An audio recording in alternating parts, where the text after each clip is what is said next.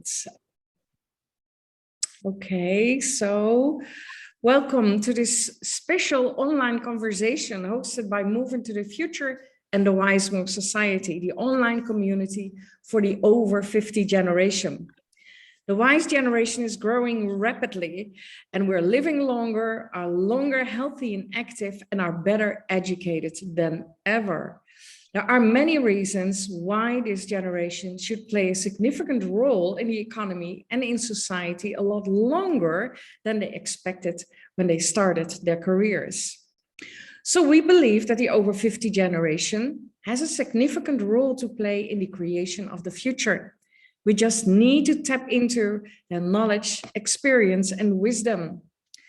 With this Tuesday live conversation, we aim to give you a glimpse of what is happening online on the Wize Move Society, to share a bit about both the challenges and the opportunities that this 50+ generation is facing, as well as how the members of the Wize Move Society work together to create the solutions and play an active role in society and economy.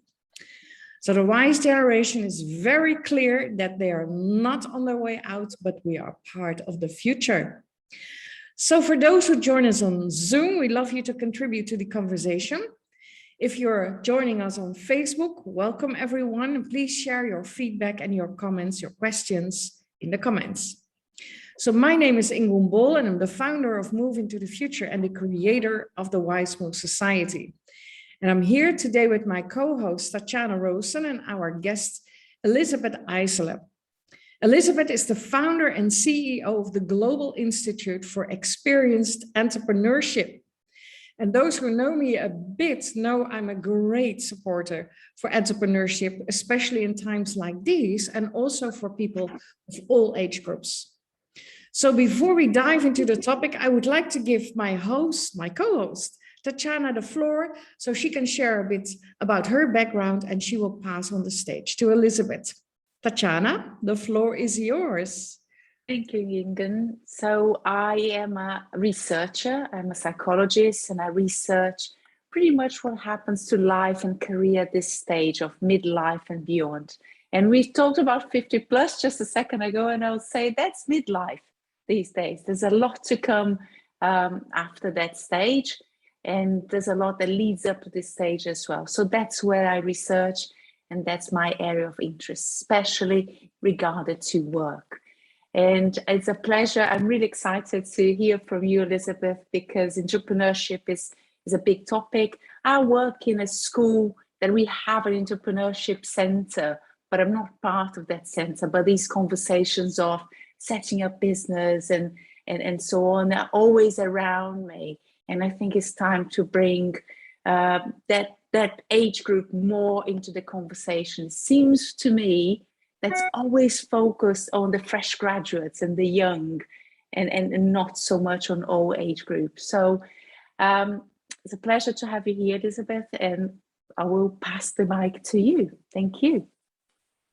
Thank you, Tatiana, and thank you, Ingun, for hosting me on your remarkable program. You're one of the leading people in the world advancing people over 50 and what they can continue to contribute to the workforce and society as a whole. Wow, so I congratulate you, and we need more of you. We need more of you because when I first started the Global Institute for Experienced Entrepreneurship, I realized we had the opportunity to start a global movement to really transform the whole concept of aging and retirement. And it's something that we do. And by the way, I am a senior entrepreneur because I started this program when I was 70, and now I'm 79, and it has grown exponentially as my age has grown exponentially, but my energy and my passion have not diminished in the slightest for this. It's I shared a quote with Ingun yesterday that I really thought was very relevant in terms of people speak about this topic. They speak about all kinds of things that should be changed in the world. But this wonderful quote said, nobody really cares to listen to what you have to say until they know that you care. And I know that Ingun cares as much as I care about really developing the fact that for so many years, people spoke of the aging demographic as a silver tsunami. And the governments would be crushed by this, the workforce would be crushed by these healthy, unhealthy, sick individuals that are just getting older and more diminished by the day. And so I consider it my mission to start a movement that's really going to change that perception. And our institute works both with individuals and with governments and corporations and researchers around the world, because as I say often, I know intuitively the capabilities and the potential of people over 50. But it's not enough for Elizabeth to say that this is an enormous untapped resource. I have to be able to bring in the data points that demonstrate the impact of this resource, the impact of senior entrepreneurs around the world.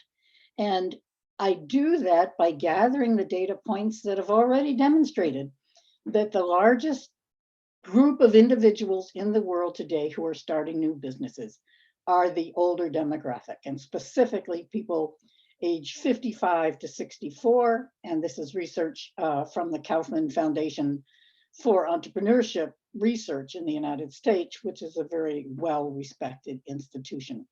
So I bring out data points like that, but not just the sheer numbers of seniors starting businesses.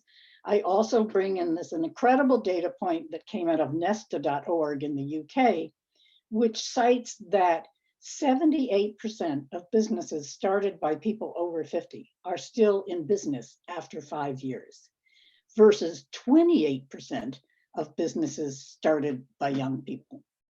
So I think to myself, what is the disconnect here? And why can't, I'm always thinking to solve a problem. I think, why can't we connect these generations so that the younger generation, with their different kind of expertise and skills, will work with the older entrepreneurs with their lifelong experience and skills?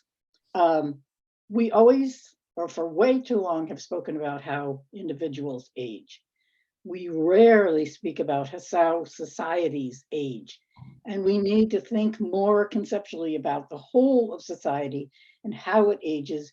And so that when we talk about senior entrepreneurship, we're not just putting these people in a silo. They are part of society, just as the younger people are part of society. So that's our work in terms of corporations and governments. Corporations, I didn't mention data about that, but there's horrific data out there for the future of the workforce in terms of the older demographic is growing by 3.2%. The younger demographics of all ages are only growing by 0.8%. So if I was holding a private company in my command, I'd be panicking, thinking, how am I going to replace these?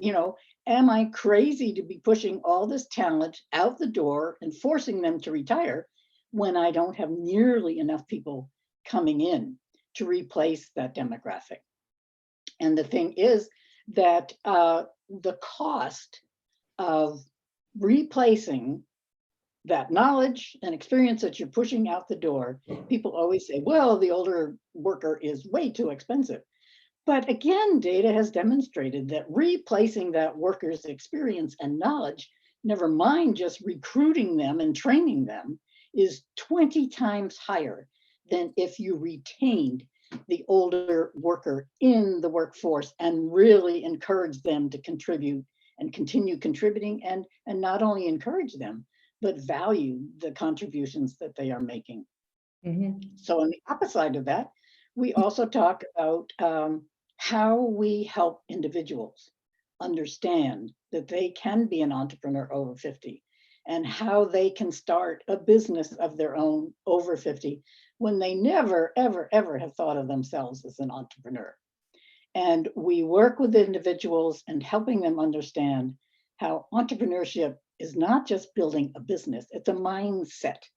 And the mindset is your entrepreneurial way of thinking and acting has been something you probably have been doing all your life, even though you never identified as an entrepreneur. even just, if you're a stay-at-home mom and have been taking care of a family, clearly you have to think entrepreneurially about that household, how to manage the household, how to manage the finances, how to bring in the supplies to keep everybody happy and well fed. It's an extraordinary entrepreneurial mindset.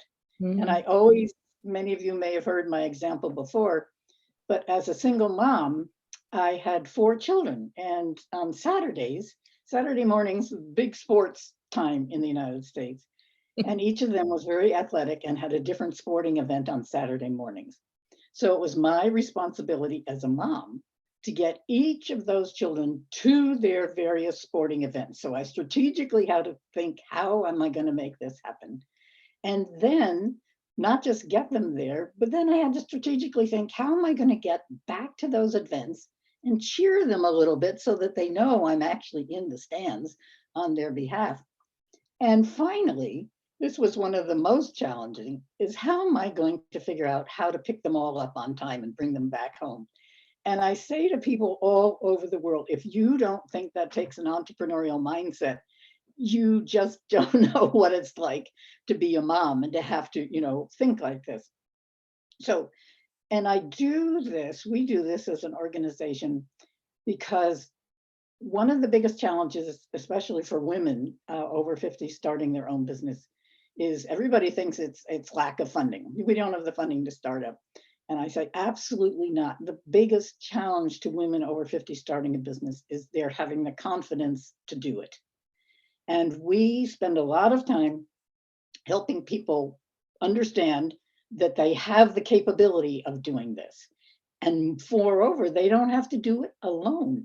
They have an enormous group of people, we call them brain trusts, in their network. Because if you're thinking about starting a business, number one, the idea is just the beginning.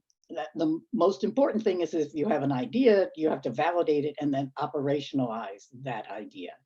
So I said, you need to tap into your network, because in my own example, again, to refer to myself, I have lots of capabilities, but financial management is certainly not one. So when I start a business, I immediately reach out to my network and say, who's the financial expert here? Who can help me with this? Marketing is not one of my strengths. I can speak passionately about this subject, but in terms of marketing myself, I'm an absolute failure. So I reach out to people who have marketing experience to help individuals so they understand they don't have to do it alone. And the most revealing and exciting exercise for people in our workshops is called decoding your entrepreneurial history. And in this exercise, we ask people to look at their life decade by decade, 0 to 10, 10 to 20, 20 to 30, etc. And then for each decade, we ask them to identify an accomplishment that they're most proud of from that decade. Then in another column, we ask them, how did you make that happen? What resources did you need to make that accomplishment happen? Who helped you on the long way? What were the challenges that you had to overcome? And it's very really revealing, because people begin to see patterns of how they have had an idea, how they have made it happen throughout their lifetime. This is not just something that they're, tapping into at age 50 and hoping for the best. They have this incredible backlog of experience.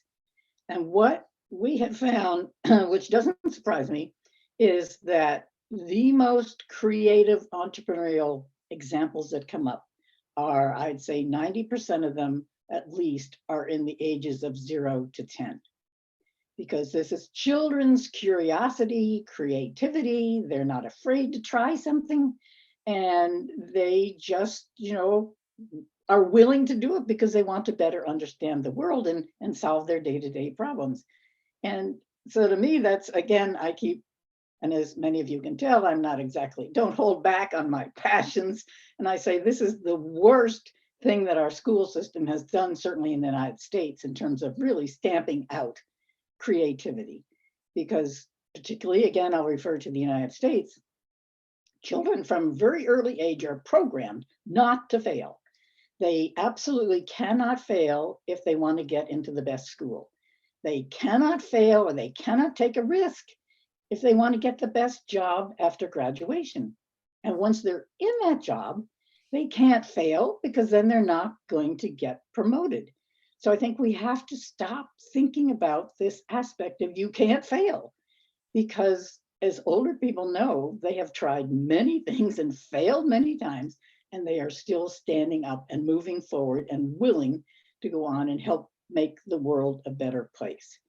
So that's probably a long-winded explanation of what we do and how we do it.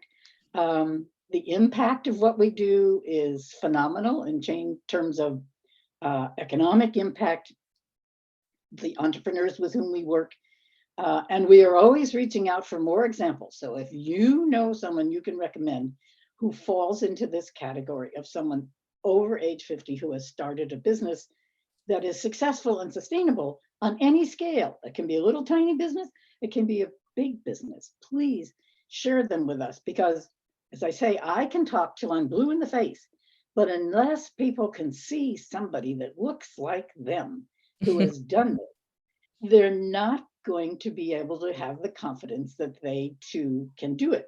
And as I say, from the very small businesses, because one of our prime examples is a woman who lives in a rural part of the United States who started a business in the state.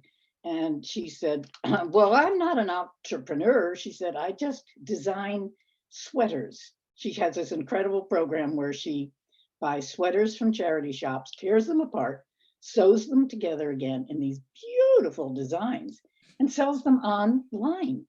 And she said, I'm not an entrepreneur. I just, this is what I do. And by the way, she started doing this after she was fired from a technology company when she was in her 50s and couldn't find anybody else to hire her. But so she said, when she tried to argue with me that she's not an entrepreneur, I said, wait a minute. I said, where do you get, she's not changing the economy is what she was trying to argue. And I said, in your little rural community, you have to go out and get your supplies to sew these sweaters together. You have to go to the charity shops and buy those sweaters. And you have to assemble the sweaters. You have to mail the sweaters out through the post office. And you have to buy your server to get online. You are paying for all these things and supporting all these businesses. So one person tearing apart sweaters can make a profound effect on communities' health and particularly economic health.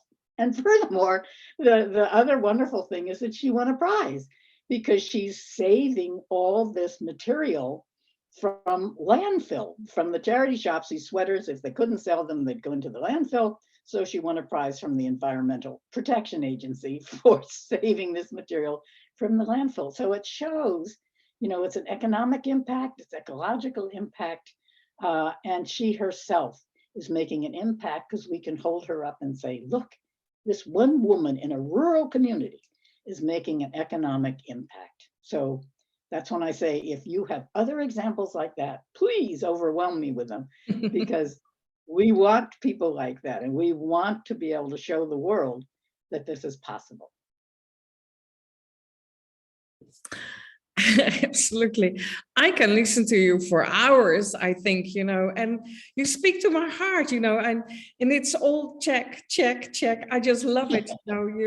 There is so much alignment with, well, the way what we're doing at the Wize Move Society, of course, but also, the way I think, and there are more people here in the room right now who constantly kept on nodding. So, and that is what I love, if I see, in this group alone, it's, well, today it's only women, but that is okay. That is, Tatiana, originally from Brazil, now in the UK, lived more places, but anyhow, De Jong is calling in from Korea, South Korea, sorry. Deborah, who is calling in from Victoria, Vancouver Island. Mary Jane, well, originally Canadian, but living in the Netherlands now. Mabene calling in from Botswana. So it is not something that speaks to a certain group in the world. We are facing, that's for one, we're facing a global challenge. That's one, but we also have to find the solutions for what is happening. There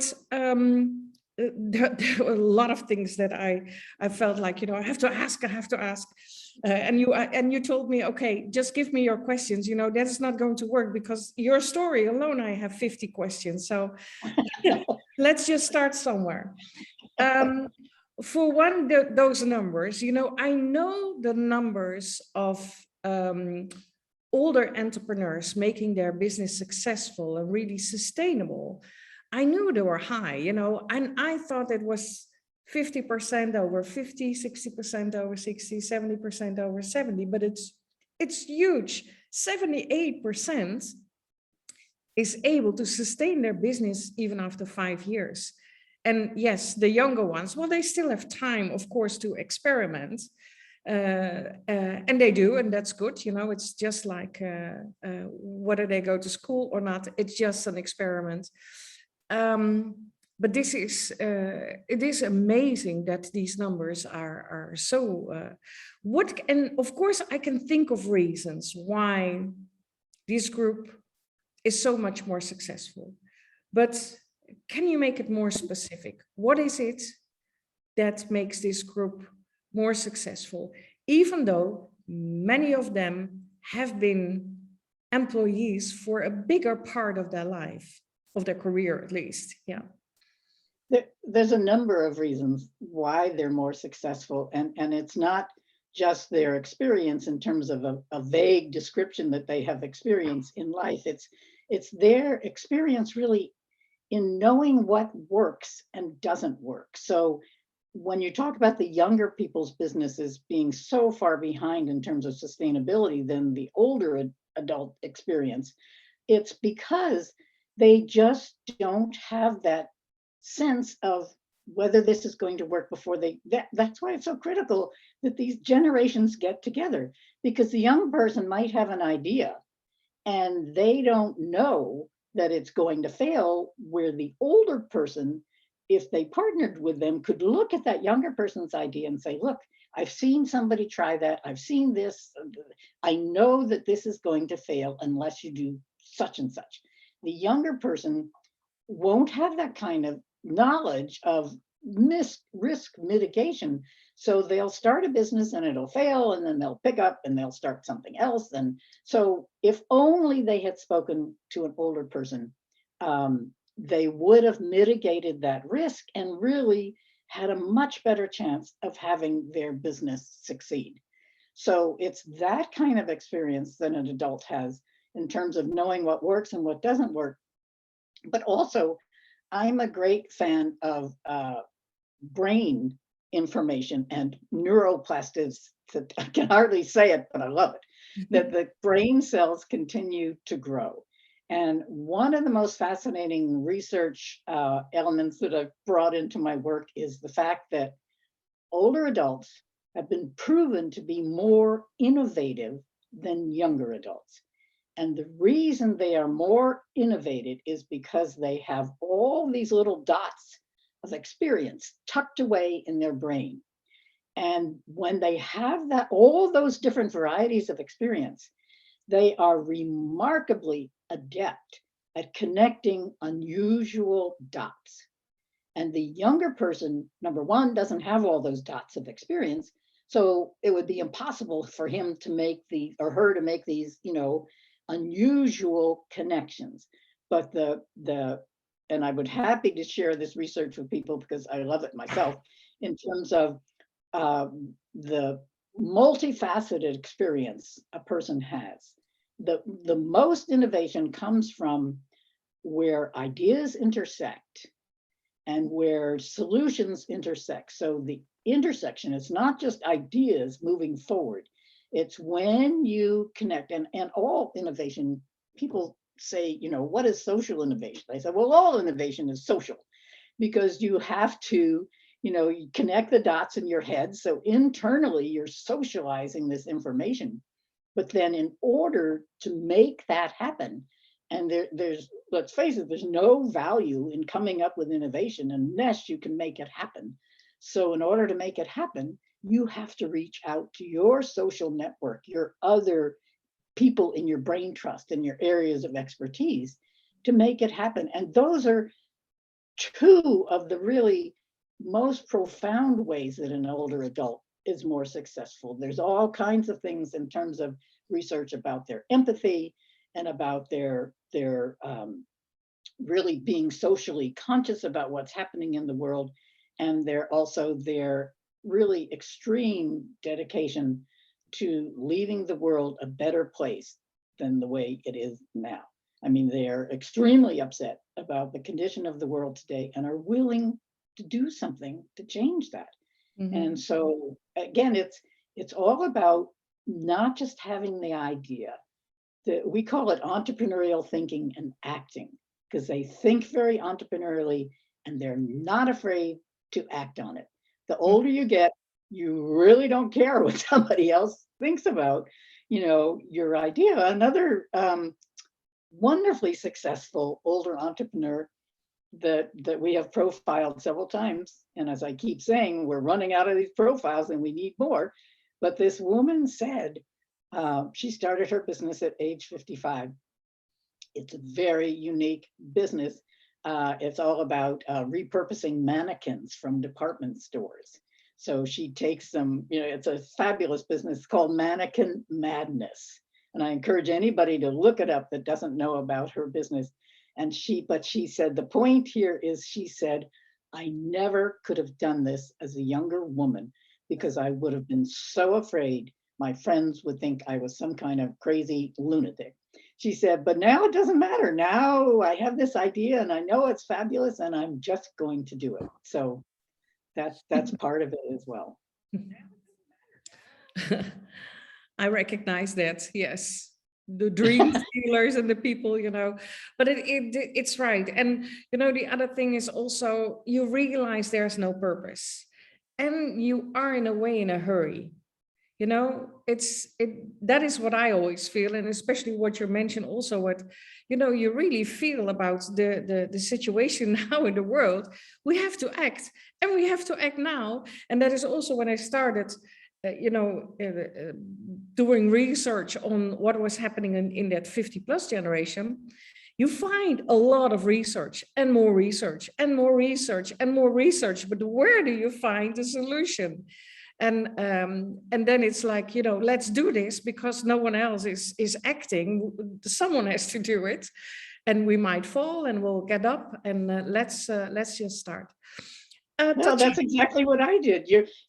That's why you say we are so aligned, because I thought, why is nobody paying attention to this information? Yes. And I thought, somebody's got to do something about it. So I took it upon myself. You take it upon yourself, and the people listening today, even by listening, are taking it upon themselves to making this happen. And that's, the more we can spread this word, the better. So we get more activators like ourselves. Good. Deborah, I see you 1 minute.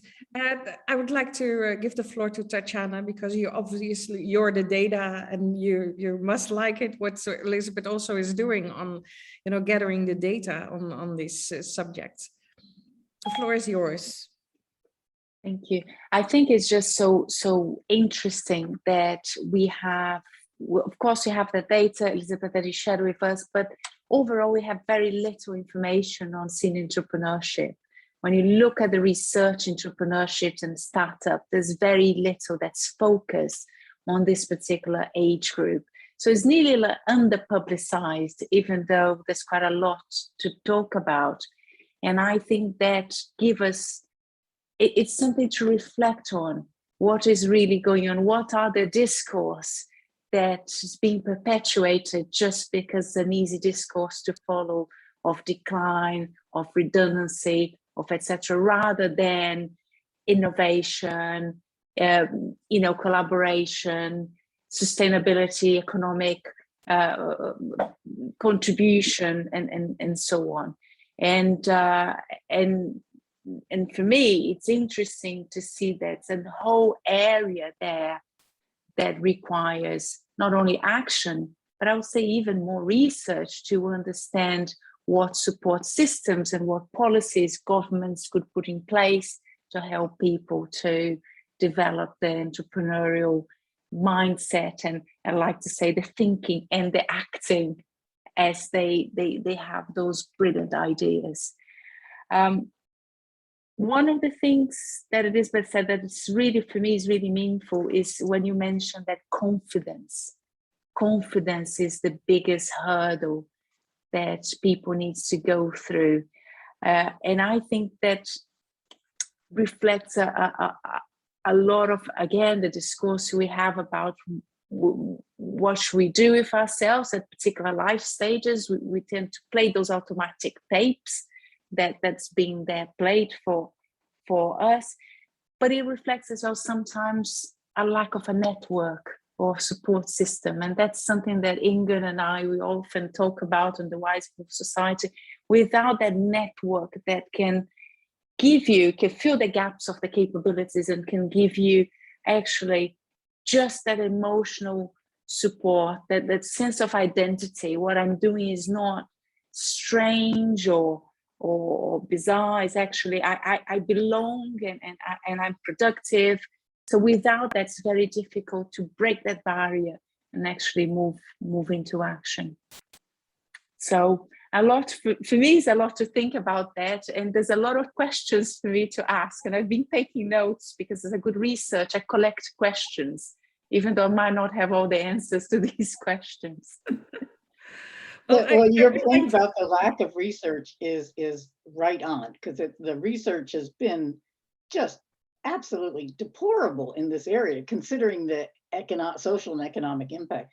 But I'm one of the third principals in a huge research initiative from the University of Michigan. And again, I can send you some of this information. We're just in our second year of this research.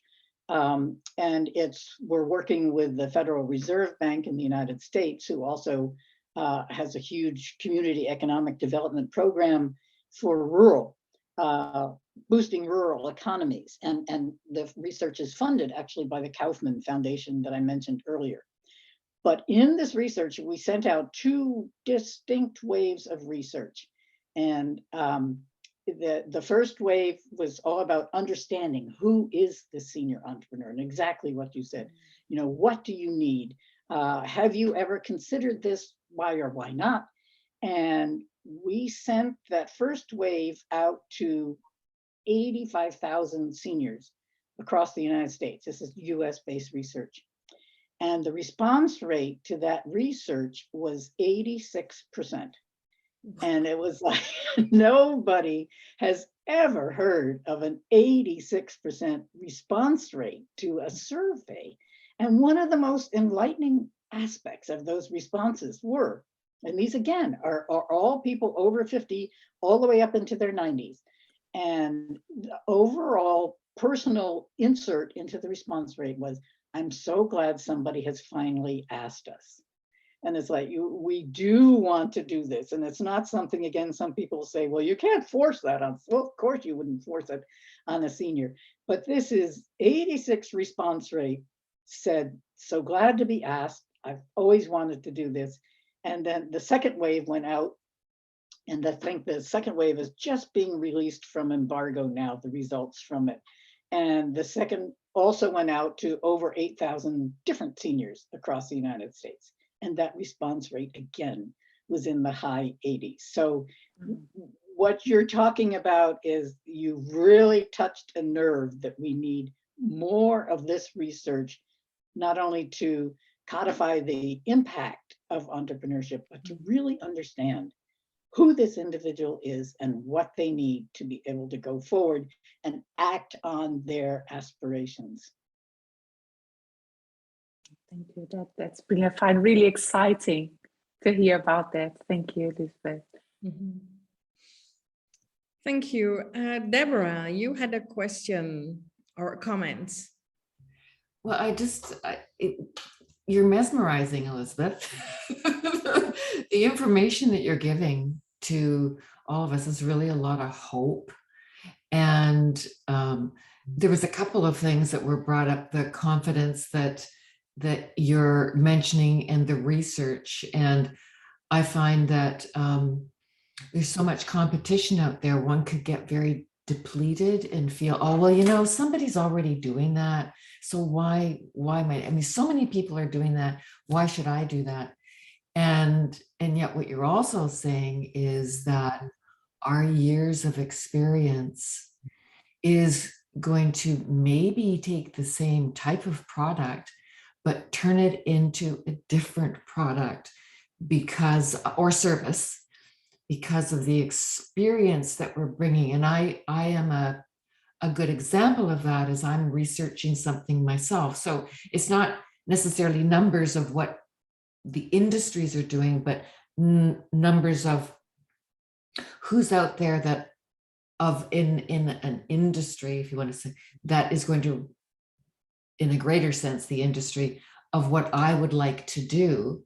And I can see myself sometimes just, you know, putting down the pen and saying, well, it's already been done. And then I have to go inside and go, no, I would do it differently, because I'm going to bring this aspect and this back aspect and make it into this type of thing.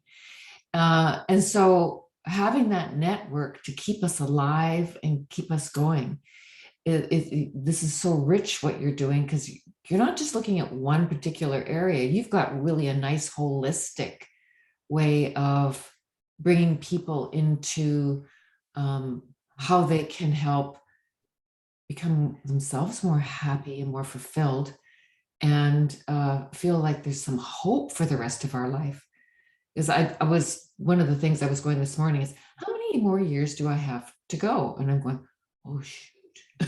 It's like, I've got a lot of years, and I have to financially take care of myself for those years. Yes. And so how am I going to be able to ensure that I can take care of myself for those years without relying on somebody else? Mm-hmm. Thank you. That's a very valid point about the competition and people saying somebody's already done that. But as you say, if you have a different approach, number one, we have to say that needs are different all over the world, and issues that need to be resolved all over the world are different. We work with people in Africa, we work with people in Australia, and the needs are all different.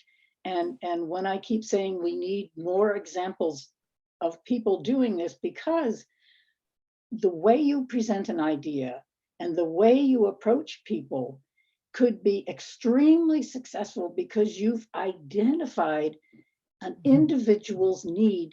And like I said earlier, people don't care what you say unless they know you care. And if they know you care, they're going to be much more receptive to your idea and your willingness to help them through something. And that's extremely important. So it's like in my former life, I was for 30 years a book editor, and I'm also an author. And people will say, well, and certainly as a book editor, you've seen everything in the world that's been published. You know, what new is there to say? And what's new to say is my perspective of that story, or my perspective of how that story has changed my life.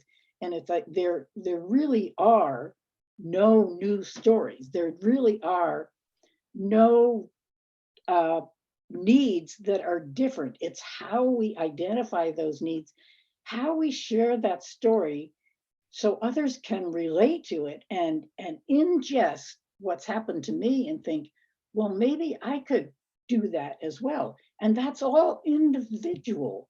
And you really, so all of these things that you started, the way that you market it, somebody may have seemingly the exact same product, but they're so marketing it to a different niche audience. And so many people will make the mistake, in my mind, this is my own position, will make the mistake of marketing something to someone they know has the money to buy it. And when I hear that, my hackles just go up, and I say, I want to market this idea to people who cannot afford it. And And so that's, again, it's all individualized. Just as you think that, your product is not unique, just think of all the books or stories that you might have read in the last year and how extraordinarily unique those stories are, and how the individual voice is what changes the story. I like that. Absolutely. It's you. It's you. Exactly. Yeah. It's all about you. Yeah. It's your experience that changes it. Yeah.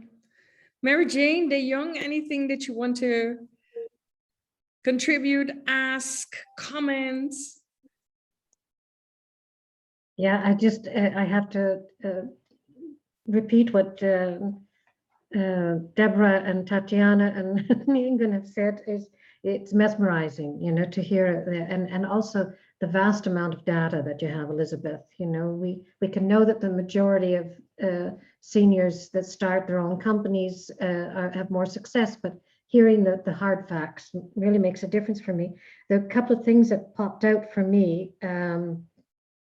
Is the fact of what you were sharing about the children are programmed not to fail, and I do a lot of work now in the corporate world, and this fear of failing is so strongly embedded, and of course we know now that without failures there's no innovation.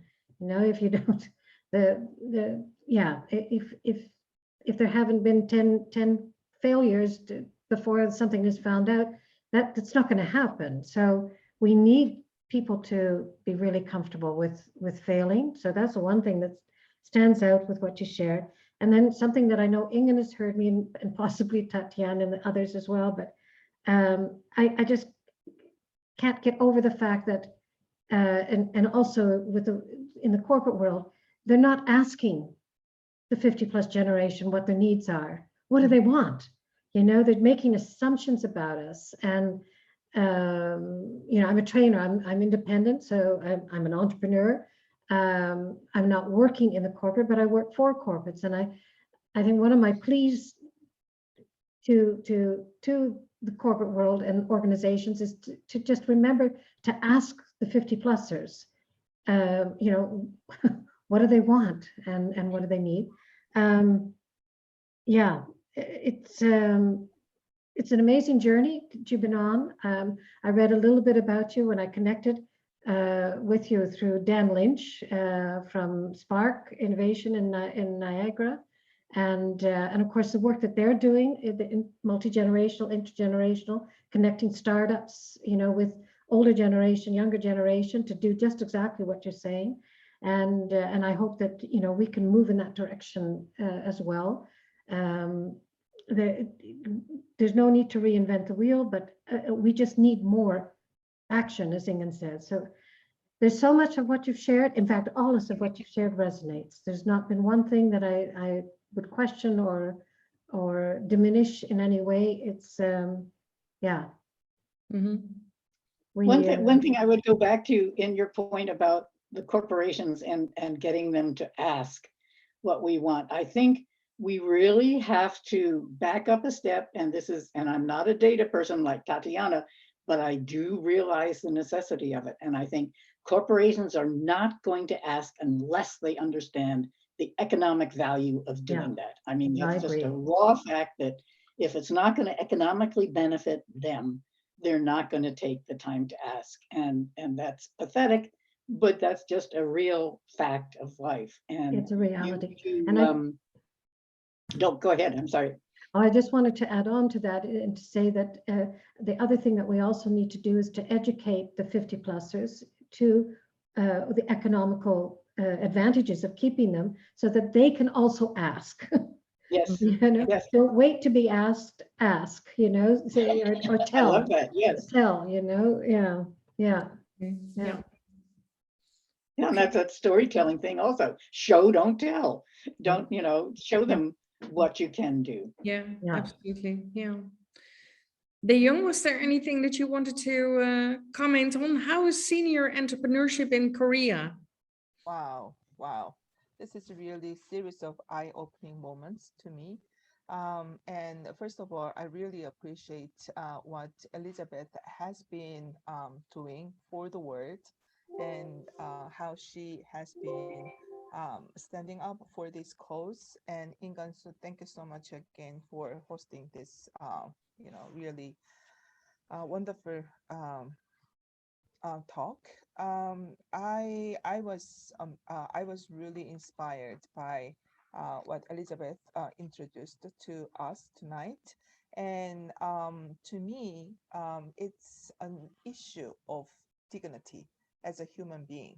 Whether we can pursue our goals, our dreams, our career, I think that's a matter of dignity as a human being. So I'm so touched tonight. And I have a couple of questions and suggestions, because as both of you mentioned, we can imagine what we see. So when I was preparing for a presentation, when I tried to find some photos of multi-generational workplaces or intergenerational workplaces, oh my God, no photos, no photos. And professional women, no. So we need to have more photos, as Mary Jane mentioned. So we need more photos. And number two is the data. I'm fascinated, all those numbers, fascinated. How could we share those facts? This is not hope. This is not something vague. This is a data. So how could we share those data? And I am also aware of Kaufman Foundation. They have worked with some Korean counterparts, and but I didn't know about they have a section for Wize generation. So I'm very curious about that. And I am curious about what governments have done in the US or in Asian countries, because in Asian countries, including Korea, governments play bigger roles, I guess. So they can make some quicker change and more efficient changes. So how could we collaborate with them?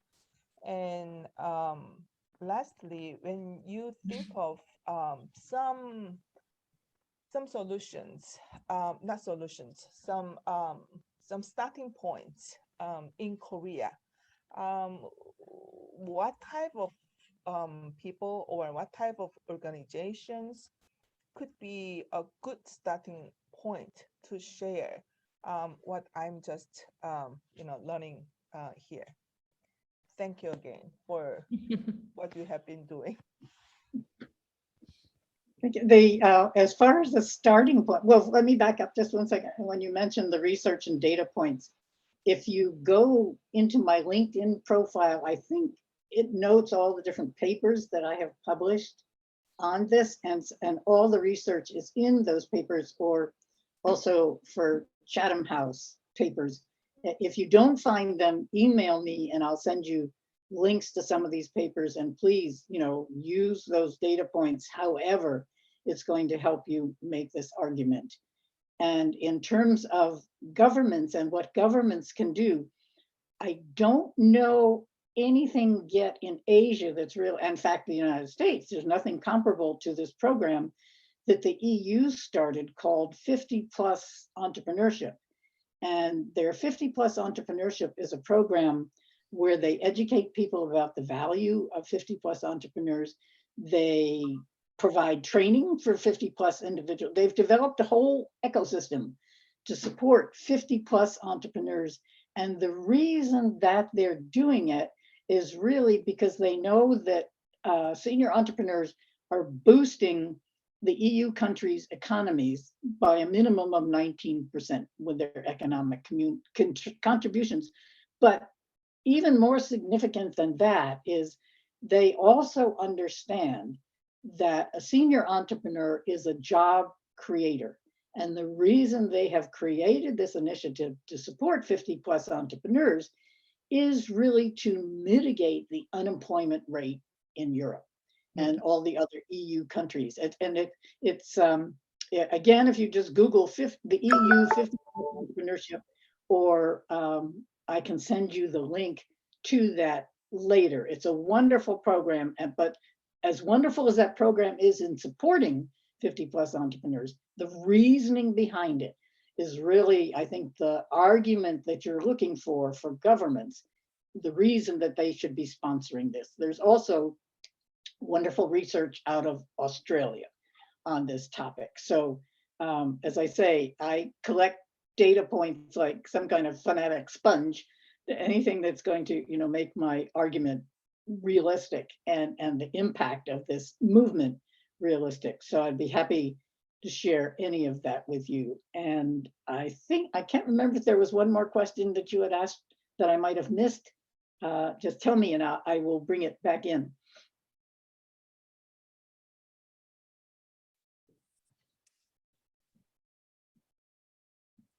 Okay. Was that it, De Jong? Most important, the time is ticking. So I really would like to ask you a very practical question. And that is about market and in what kind of market they are operating, these entrepreneurs. You know, is it that they, and I know, you know, we're thinking more about sustainability. We think about more about, you know, how we can make this world a bit better place, how we can create impact. Is it, are we doing the more, is this generation doing the more traditional things? Or can you see that they also, that they focus on that older generation and in terms of products and services?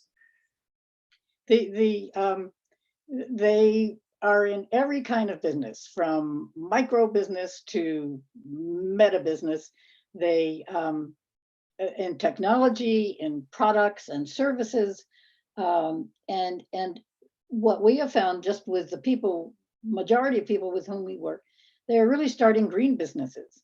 And someone in California has this incredibly successful story about taking people's trash and eliminating plastics from the environment.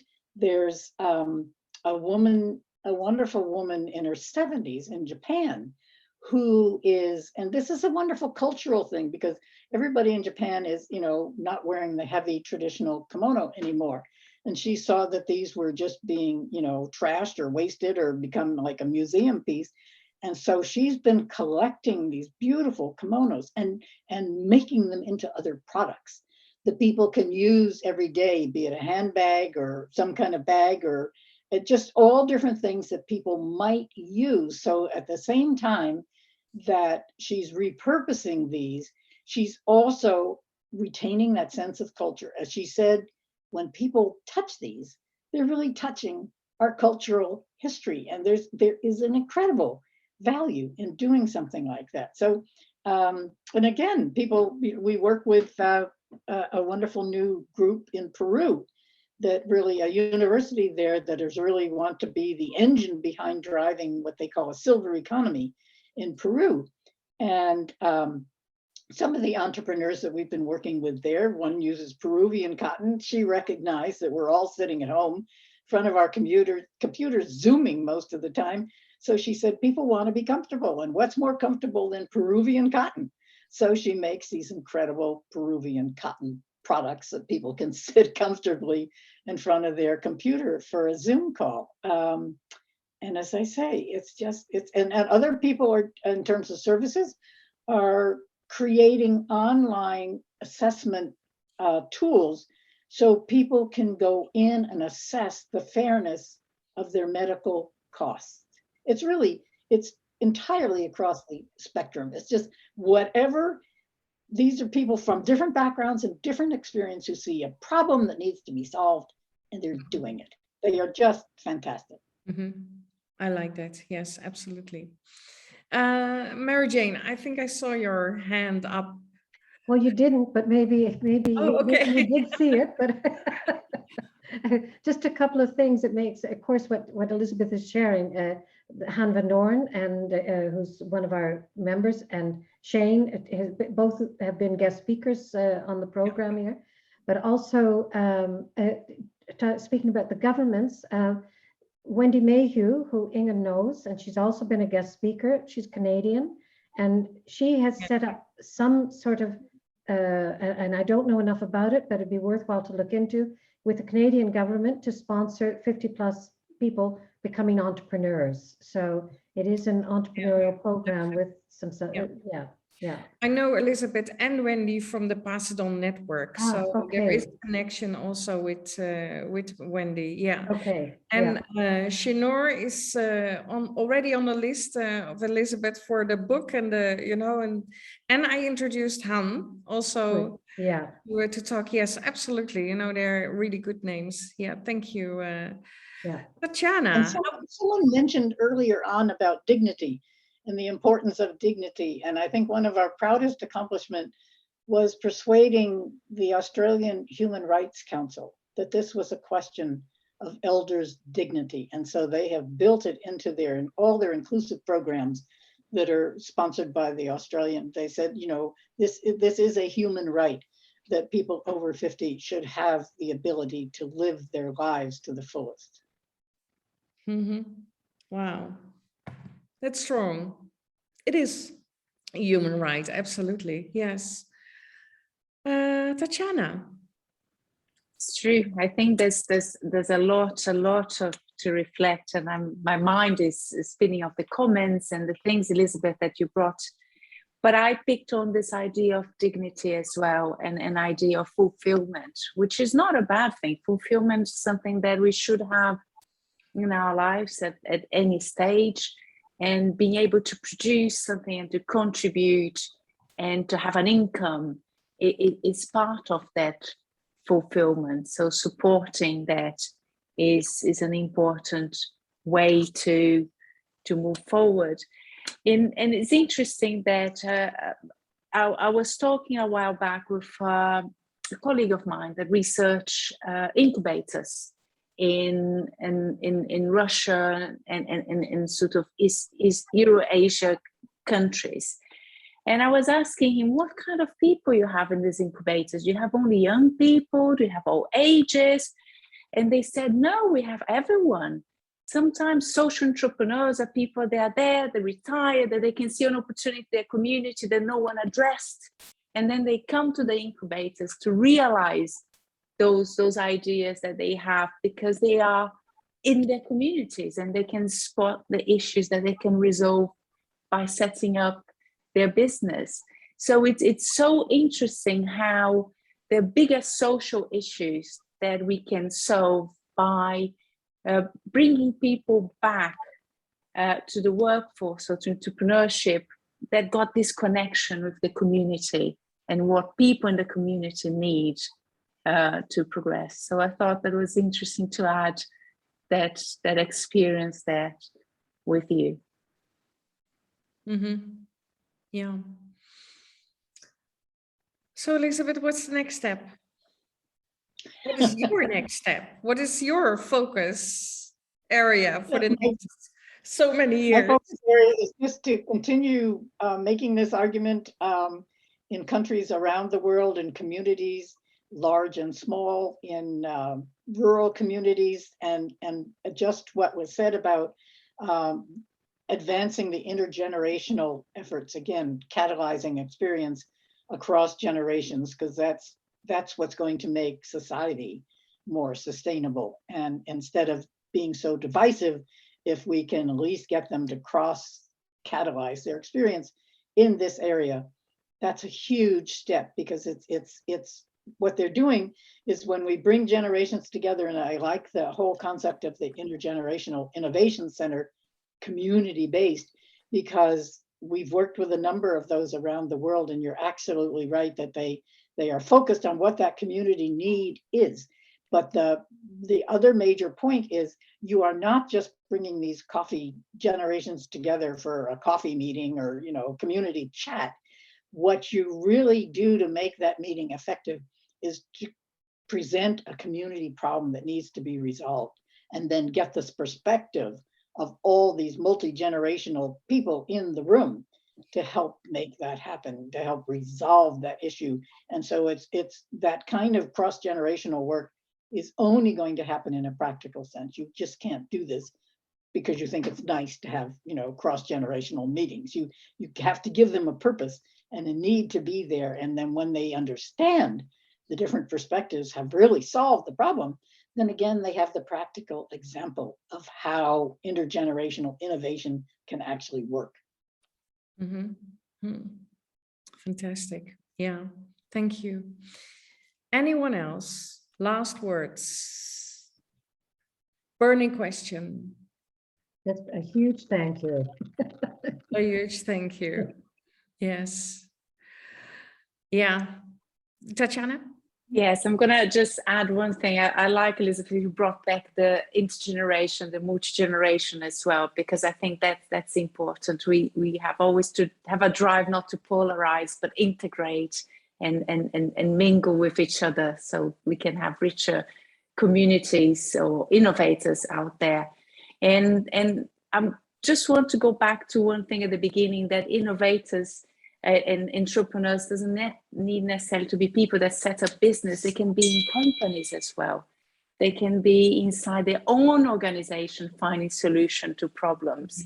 And if you have the right mindset and the action and the support system, wow, we'll have the resource there. So Yeah, absolutely. Absolutely, yeah.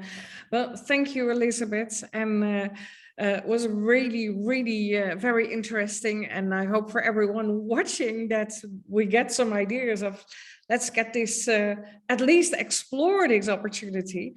You know, this is exactly also what we're doing at the Wize Move Society, you know, that online platform for the 50+ generation. Entrepreneurship is an important part, but also what Tatiana mentioned, also even if you have your job in a smaller or bigger organization, that entrepreneurial mindset of creation, of innovation, of also taking the lead, you know, taking first steps on you know, whatever new things are going to happen in those this organization is also very important. So this is really what we need, and we love to welcome you, of course, there on this Wize Move Society.